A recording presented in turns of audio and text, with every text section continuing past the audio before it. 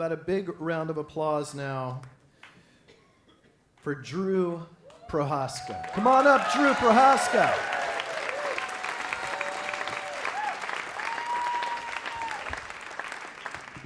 Hey.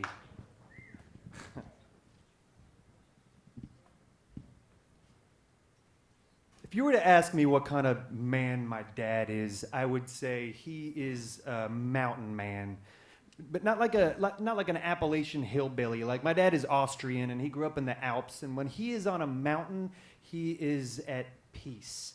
And in his retirement, he discovered his favorite place on earth, the country of Nepal, where the mountains are enormous and majestic. And 2 years ago, my dad was on a trek to Mount Everest Base Camp when he started to have heart problems, and he had to turn around and cut the trip short. He had a heart defect and it needed corrective surgery. And when my dad got out of surgery, he was 72 years old, but to me he looked 106, and it was just terrifying, you know? And he announced to the family that as soon as he's done with physical therapy, he is going right back to Nepal to finish that trek.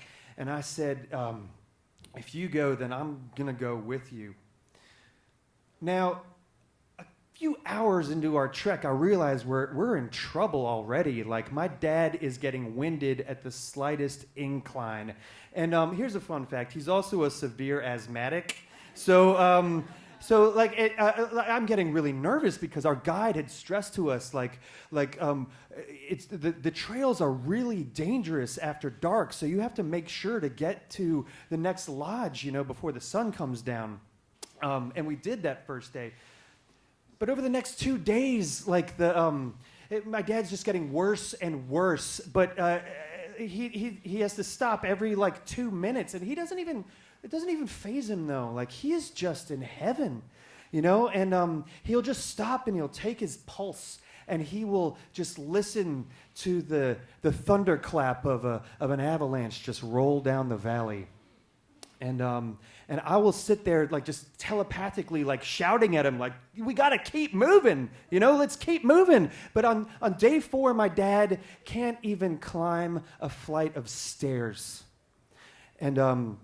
And he decides he needs to have a day of rest, just to hang back, and he'll just drink tea and he'll watch over the valley. And my guide decided to take me on this side trek to this monastery, which famously housed this Yeti skull, you know. And I was really excited to see this, but I also needed some time away from my father because I needed to figure out the most gentle way to break his heart.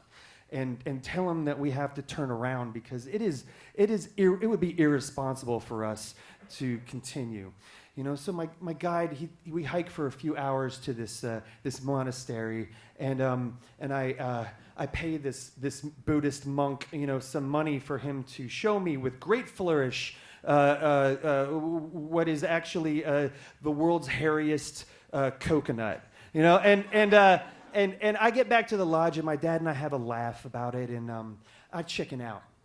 And I can't, I decide I'll give him another day. But at the end of the next day, the sun has come down, and the snow is covering the trail, and our guide is looking at me like, dude, you need to talk to him. So when we get to the lodge, we are sitting there in silence. But in my head, I'm just screaming at him. I'm thinking, Dad, what are we doing here? We have to turn around. You almost died 6 months ago. You can't do this. And then my dad says the words that I've been wanting to hear. He says, I'm sorry, Drew. We're going to have to turn around tomorrow and start heading back down the mountain. I was really hoping that we'd be able to do this after my surgery, but clearly I can't. And I'm thinking, thank you. Oh my God, thank you. And then he looks at me with the saddest look I've ever seen on his face. And he says, this is my last trip to Nepal.